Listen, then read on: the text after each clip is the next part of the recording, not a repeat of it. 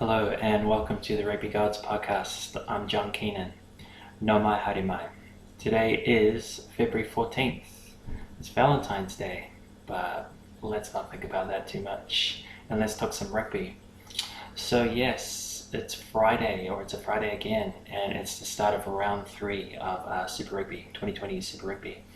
So yeah, looking forward to it. Already through 2 rounds, pretty cool. Up to the 3rd round.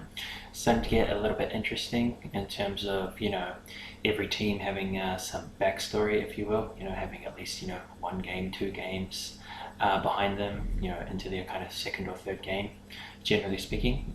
So yeah, it's good. You can actually have a look at some real form and, like some real individual player form, but also some real team form. And, get a pretty good gauge of most teams. Most teams have played, home and away, or have, done some touring, things like that. There's a couple of teams there, I guess. You have to say the Brumbies, who are 2 wins from 2. They've been at home, and they're going to be at home again this week. Who else have we got there? The Stormers, right? Yeah, the Stormers have played 2 games at home as well, but they will be away this weekend. And also the Jaguares, of course, have had 2 games at home as well, and will have a 3rd game this weekend. So yeah, some of the front runners have, cashed in and, have won or have been very good at home. Maybe not so much the Jaguares last weekend, but, certainly, props to the Brumbies and the Stormers for, cashing in and winning. But most of the teams, as I've said, have played at home or played away, or have been traveling overseas and things like that. So yeah, we can start to build a little bit more of a solid picture as to what's happening in the season, what will happen, or what will likely happen.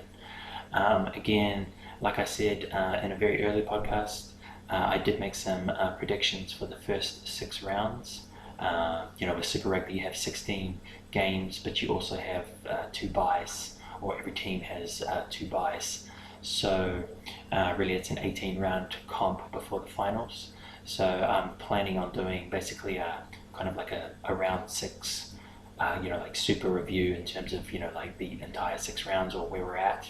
And I've picked 2 teams from each conference already, so you can go back and maybe check that out if you look at my titles, my podcast titles from earlier on. But obviously I'll bring those predictions up and see exactly how I'm going or how I went. And then I'll probably do something obvious again like that at round 12 as well. So I'll make some further predictions.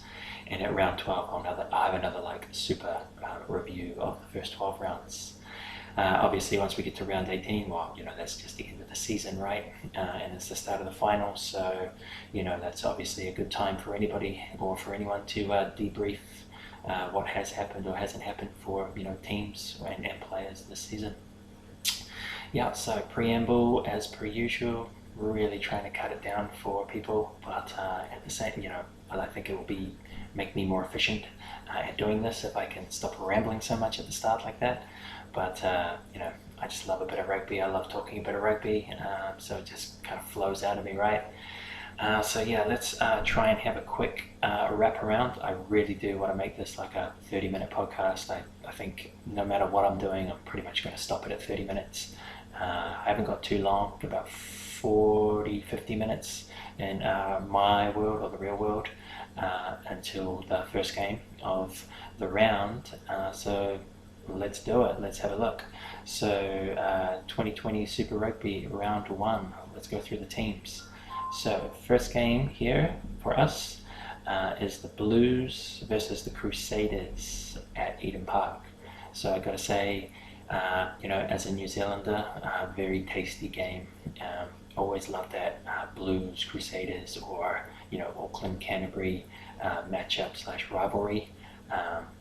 A Wellington man myself, so have an element of neutrality in terms of watching that kind of derby, if you will. But I love it, and I think deep down most of New Zealand loves it, and has a perhaps a closeted team that they support over the other. For example, if you're a Chiefs man or a Hurricanes man or a Highlanders man, there's you still have a little bit of feeling, you still have a little bit of want, as to do you want the Crusaders to get up, or from the South Island boys, or do you want the big city Auckland boys to kind of be New Zealand dominant in the big tussle, or the big population tussle for us? So yeah, awesome when that comes around, when that derby comes around, and here it is. So yeah, I must say, another interesting quirk here is that the Blues opened at home with the Chiefs. The Crusaders opened at home with the Waratahs, and then the Blues went away and played the Waratahs in Australia, and the Crusaders travelled up to the Chiefs and played in Waikato last week. So the two teams have wins and a win and a loss, and they've actually both played the same opposition, i.e. The Waratahs and Chiefs, or Chiefs and Waratahs. So very interesting, or very strange little pattern to start Super Rugby there. So yeah, basically give you a little bit of tidbits, or a little bit of a shoot around or around the game, like so. That's what I do, I think. And yeah, what else can I add here to be trying quick and efficient and get through this? I'll give you who I think will win. Again, I won't give you the margin, or by how many, anything like that. I'll come back and review the round on Monday, and I will have margin picks inside of Super Brew. So yeah, if you do want to play some predictor, some fantasy rugby, go to Super Brew. I'm there. You can find me as Kane's Stream. Should be in the show notes. So if you're there already, come and find me. If you want to start it late, I'm sure you can. Might be a little bit difficult, especially for the fantasy, but yeah, get into it.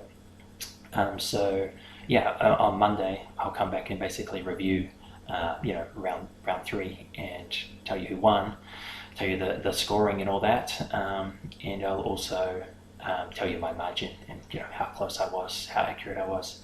But just starting it off, I do favour the Crusaders here.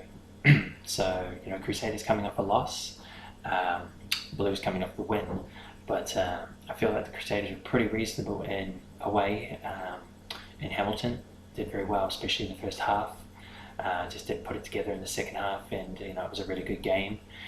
They came out on the wrong side of it and missed a late penalty, so they missed out on a competition, a losing bonus point. So I think they'll be hurting on a few different levels there. They also have Richie Mo'unga back for this. Not sure if he's kicking goals, but I don't think that's so important. It's more just his generalship from 10. Whereas the Blues are sticking with Stephen Perifetta for a third week in a row. Pretty interesting to me. And I feel like they sort of flattered to deceive. I sort of mentioned this in the round 2 review. Basically 2 very quick tries after half time. Basically couldn't get anything done, or couldn't get any production going for 30 minutes, and then they scored 2 very late tries, essentially in extra time, to really inflate their win over the Waratahs. So yeah, I think the Blues sort of flattered to deceive a little bit, and I think the Crusaders will be hurting a lot. Both teams sort of have to travel to Auckland for this, so with the Blues coming back from Australia. So yeah, I've got the Crusaders in this one. So we'll see what happens in 30-40 minutes. Looking forward to it. Second match, I guess you could say again, it's another sort of population derby, if you will. It's the 2 big boys. So it's from Australia, that is. So it is the Rebels versus the Waratahs from Melbourne. Obviously nowhere near as much feeling or rivalry there, especially in terms of rugby. Melbourne, Victoria, very much an AFL state, and I would say rugby is extremely peripheral, probably kind of like the 4th sport. If you were to take AFL, then you could probably drop down to, you could take your pick, but I'm assuming you'd probably drop down to probably even soccer or football, the A-League there, the football. And then you've got the Storm, who are sort of like the Rebels, but in rugby league, an expansion team for rugby league, and they've got more pedigree and have been around longer. And then I think you've got the Rebels. So, the Rebels are pretty young in the Melbourne, sportscape, and they're probably sort of like a 4th choice for a very fringe kind of sport. The Waratahs obviously have a lot of history, a lot of legacy, a lot of success, and are kind of like, like the home of Australian rugby, along with the Reds, I guess, up in Brisbane. And then, of course, you have the upstart Brumbies, who have been extremely successful in the professional era out of Canberra. So yeah, there you go. There's a little bit of Australian, history, rugby history for you if you want it. But yeah, so it is Melbourne v Sydney as such, or the Rebels v the Waratahs, and the Rebels are at home, so that's definitely going to be good for them. Both teams 2 losses apiece, 2 losses each. Rebels with that, well, as I think we'll find out, I guess, after round 3 how much of a shock that loss to the Sunwolves was. Like, how good is that Sunwolves team? They'll get another chance to prove that in a following game we'll talk about soon. And then obviously the Waratahs have had a couple of difficult New Zealand games. Like I've just mentioned, they played the Crusaders in New Zealand and the Blues back in Australia, and they had 2 losses. So yeah, a lot on the line there for both those Australian teams. Both teams need to get something going for the season. Rebels at home, I'm going to favour the Rebels there. So yeah, I've got the Rebels to beat the Waratahs. So I would say that's a little bit of an underdog pick, I would imagine, but I'm going there. I'm going with home advantage. So yeah, game 3, which sort of ties in a little bit with what I was talking about in game 2, is the Sunwolves versus the Chiefs from Tokyo. So Japanese team Sunwolves at home to the New Zealand team, the Chiefs, in Tokyo. So yeah, Sunwolves, great first up win against the Rebels. Not too many picking that. I didn't. Then they had a bye, which could be good, could be bad, probably bad, I think, after having that kind of win. Got to sort of twiddle your thumbs at home for 2 weeks, but you do get a second home game. It's round 3, second game, and it's your second home game. It's going to be a bit of a step up playing the Chiefs, but the Chiefs are being a little bit kind to you, or being a little bit professional, or I don't know how exactly you want to spin that. You can be positive or negative on it.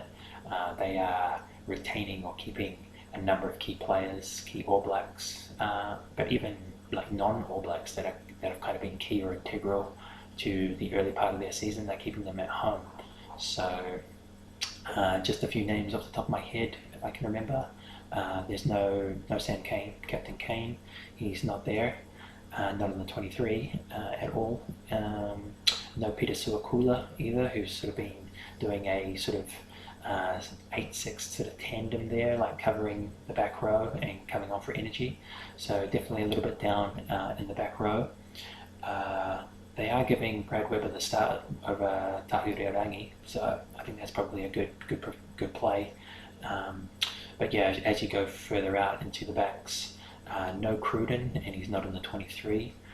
No Anton Leonard-Brown, he's not in the 23. And no Sean Wainui either, who's been a starting winger in the first 2 games and pretty effective.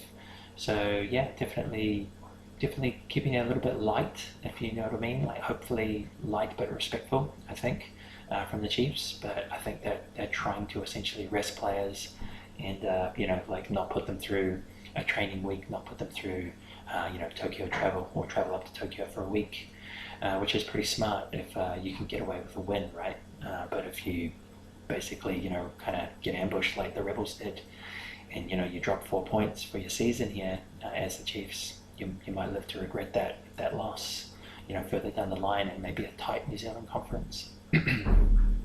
Especially after you've just beaten the Crusaders. You definitely want to make hay there in the New Zealand conference.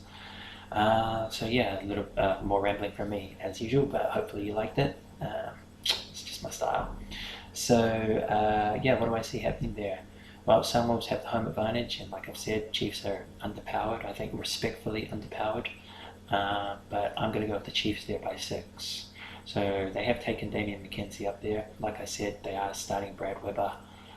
They've got some quality in their locks with Tyler Ardron, and another player not going up there, I think, is Mitchell Karpik, which I think is quite an interesting omission.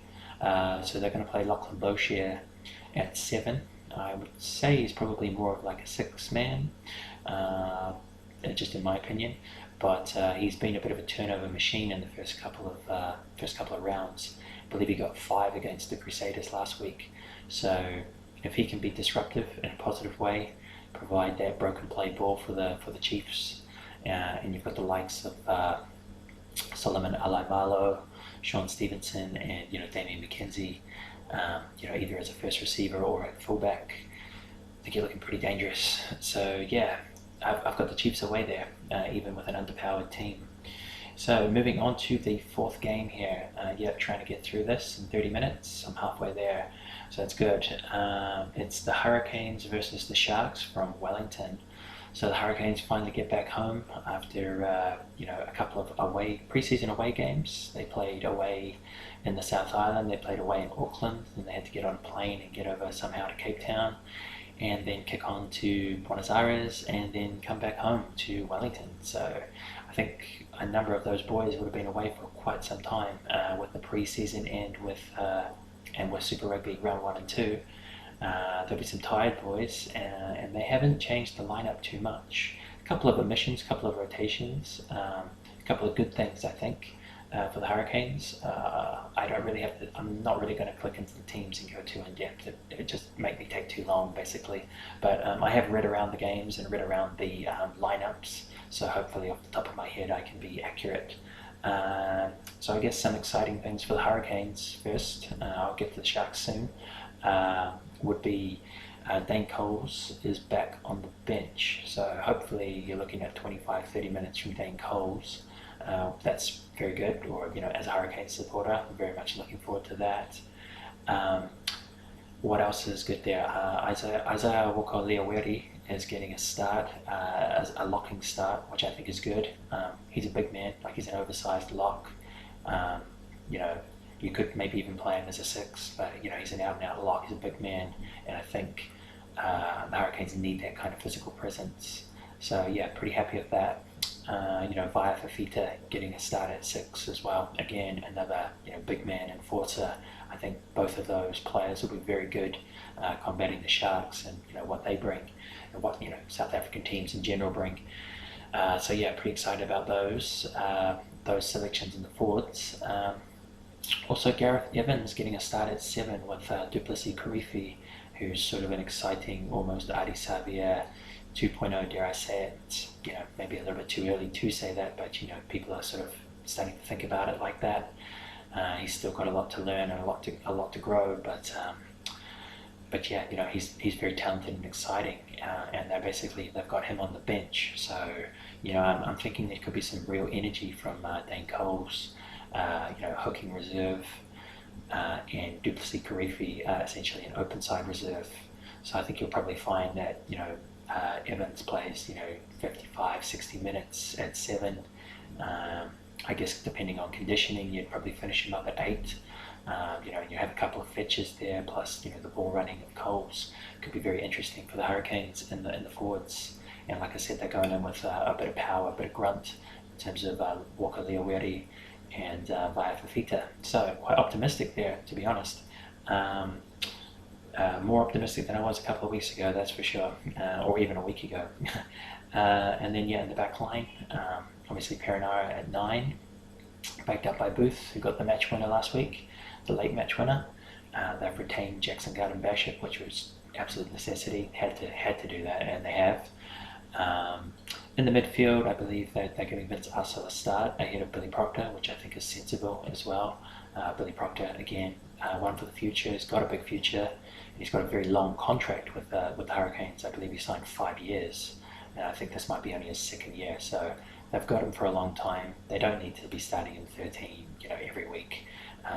Give him some time, give him some space, and let him learn off some older masters, if you will, the likes of La Mape and Aso in the centres, and maybe even Hussen. You could bring him in there too. So yeah, hopefully they use him more as a squad player, more as a sort of a 23, a 22, 23, and give him a meaningful but reserve kind of game time. That's what I'd like to see going forward.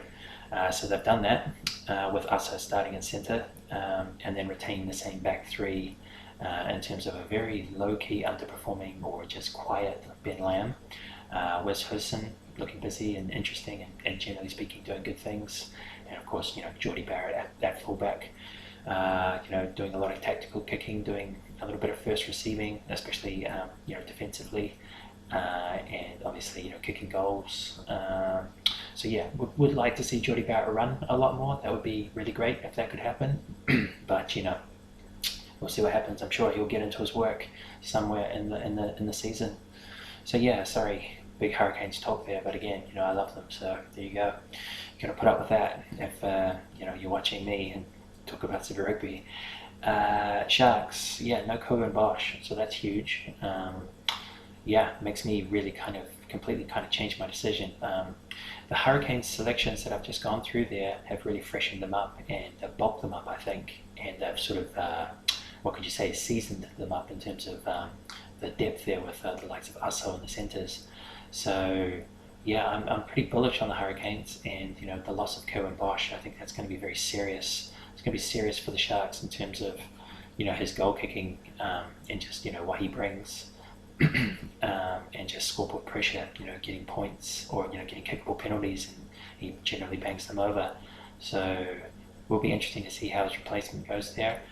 I cannot remember his name off the top of my head. He's not somebody I know by name. Boeta Chamberlain.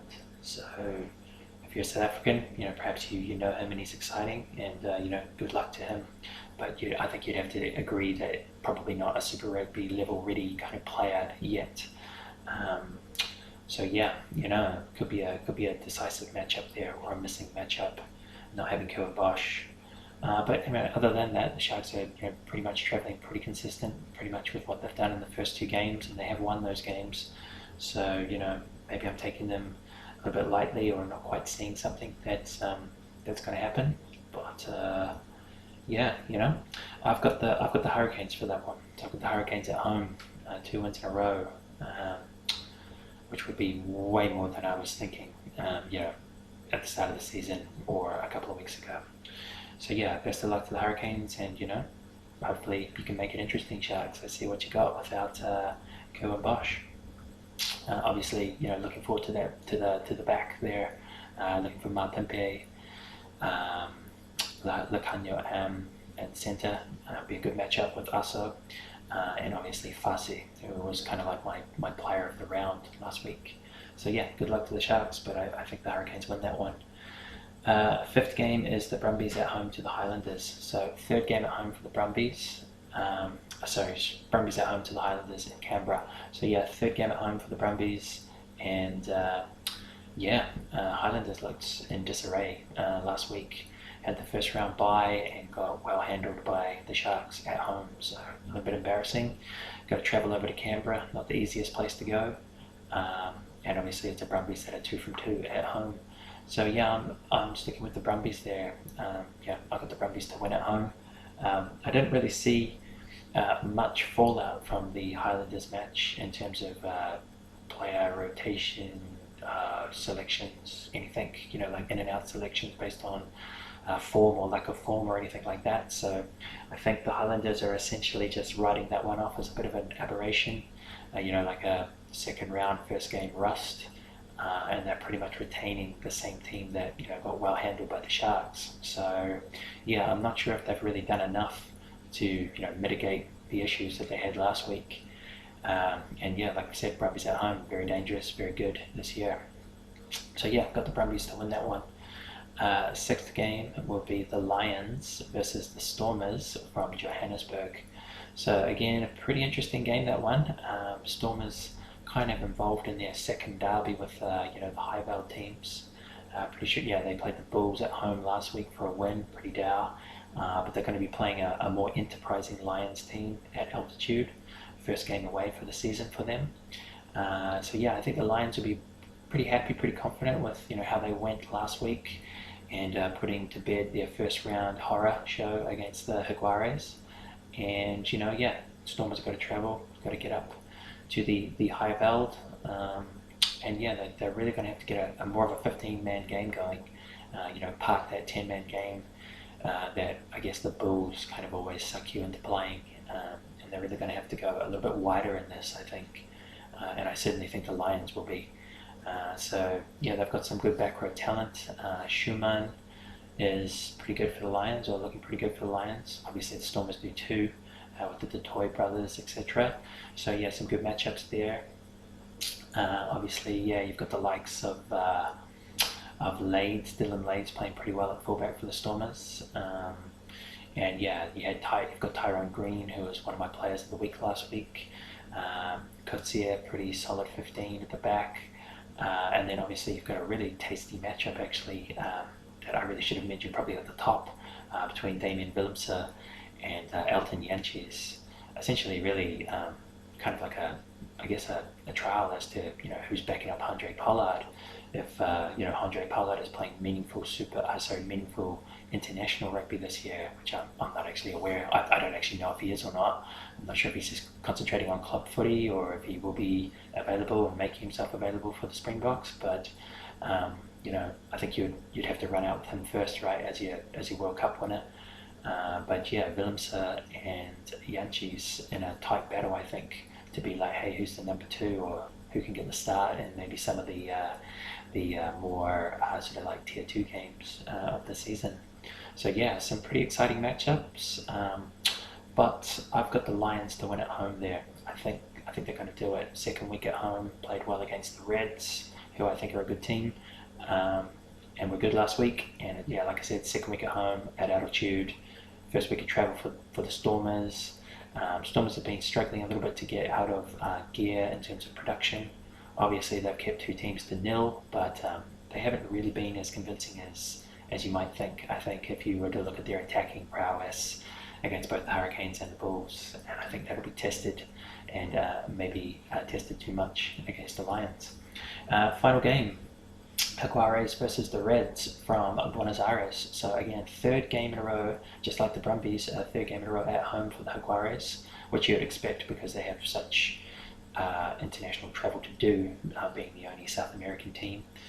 But yeah, 3 games in a row at home for a win and a loss so far. They've got the Reds, who are on their 3rd game away. They had to play away in Australia, had to play the Brumbies away. And then last week they had to be in Johannesburg playing the Lions, and then they've got to do the hop over to South America, to Buenos Aires, and they're 0-2, or like 2 losses there. So Reds will be hurting. Very, very tough start to their competition, probably the toughest. I actually thought the Hurricanes had the toughest, but I think when you look at Brumbies away, Lions away in Johannesburg, and then Jaguares away, I think you've got to give that to the Reds as being like pretty much as tough a start as you can have. So yeah, wouldn't be surprising, and I wouldn't be surprised if the Reds start 0-3, 3 losses there, just a tough gig. And so yeah, that basically forecasts or tells you what I think of the match, right? Yeah, I've got the Jaguares to win that one. Bounce back from the Hurricanes loss from last week and beat the Reds. So yeah, I like the Reds, like I've said a couple of times, but that's just brutal travel, brutal schedule. And also they've lost, is it Jordan Bataya? Is that the up-and-coming man? I think it is, right? Jordan Bataya, the very young fellow who made a few splashes around the Australian camp last year and was, pretty reasonable at the World Cup as a real bolter in that sort of, outside centre utility role. Can kind of play centre and or wing. And I'm pretty sure it's Jordan Bataya, right? Yeah, it is. And he's picked up a shoulder injury last week against the Lions. So that's pretty bad news for Australian rugby in general, especially if it's bad shoulder injury. But it's certainly very bad news for the Reds and very, very bad news for them this weekend. I do notice they've got Hegarty on the bench, which is interesting, and they've got O'Connor in at pivot or at 10. So yeah, really going to some experience and then maybe trying to, close out a game or keep a game, chase a game, a close game with, the likes of Hegarty on the bench. So yeah, we'll see what happens, but I think the Jaguares is going to win that and probably win it comfortably. So yeah, one more time, just quickly go through there, no more commentary, just purely what I think is going to happen, and then it's sign-off time, and it's rugby watching time, which is always exciting on a Friday. So yeah, exciting for me anyway. So first game, Blues at home to the Crusaders. I've got the Crusaders to win. Rebels at home to the Waratahs. I've got the Rebels to win. Sunwolves at home to the Chiefs. I've got the Chiefs to win. Hurricanes at home to the Sharks. I've got the Hurricanes to win. Brumbies at home to the Highlanders. I've got the Brumbies to win. Lions at home to the Stormers. I've got the Lions to win. And the Jaguares at home to the Reds. I've got the Jaguares to win. So just picking the 2 away wins there. Crusaders to beat the Blues in Auckland, and the Chiefs to beat the Sunwolves in Tokyo. Everything else pretty much going to play, or going to home form. So yeah, we'll see how it goes. Unfortunately, won't be able to do a 30-minute follow-up after the Crusaders Blues game. It's just time, life, work is not allowing that at present. But hopefully that will be something that I can do later on in March, etc. So yeah, just a 30-minute shoot around there, a few comments, and my predictions for round 3. So yeah, I hope you enjoyed that. Please subscribe at YouTube if you're watching this on YouTube. Just give me some love. A subscribe would be amazing. Build those numbers up, and also give me a like on Facebook. I've got a Facebook page at the Rugby Gods podcast. Give my page a like there. That'd be fantastic. So that's pretty much my social media: YouTube, this channel, these videos on YouTube, this channel, and a Facebook page. That's pretty much it. So yeah, please, send us comments, give us likes, give us some love. That'd be awesome. Obviously, keep it a rugby is always a good thing, right? And let's just have some fun banter. And tell me where I'm wrong if I am. Always happy to have some rugby chit chat. It's pretty subjective, right? So yeah, gonna sign out there. I hope you're having a great week. Like I said, it's Valentine's Day here, or while I record this. So happy Valentine's Day. I believe that's the way you say it, right? Happy Valentine's Day. Yeah, it's not Merry or anything like that. I'm a bit of a Scrooge, but yeah, happy Valentine's Day. Much love. And yeah, just enjoy the round. There's some really good rugby there, really good matches. And I'll basically review the round on Monday. That'll be the 17th. So yeah, I'll be back on Monday 17th, review round 3, and see how we go. No Six Nations this week. It's a sort of like a 3rd week bye, if you will, for that competition. So yeah, pretty much just Super Rugby, baby. Yeah. But yeah, have a great day. Have a great weekend. I'll see you later. Ka kite anō. Enjoy your rugby. I'll see you again. Bye bye.